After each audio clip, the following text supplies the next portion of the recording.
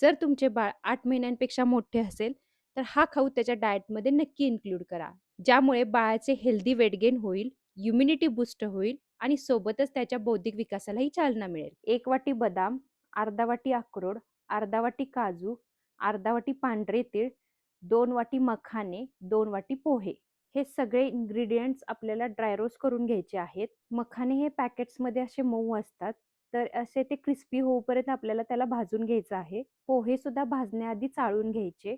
भाजलेले सगळे सामान थंड झाल्यानंतर मिक्सरला बारीक करून घ्यायचे. पहिल्यांदा ड्रायफ्रूटची पावडर करून घ्यायची आणि ती चाळून घ्यायची, जेणेकरून त्यात कोणतेही मोठे चंक्स राहू नयेत यासाठी. त्यानंतर मखाना आणि पोहे एकत्र करून त्याची पावडर करून घ्यायची.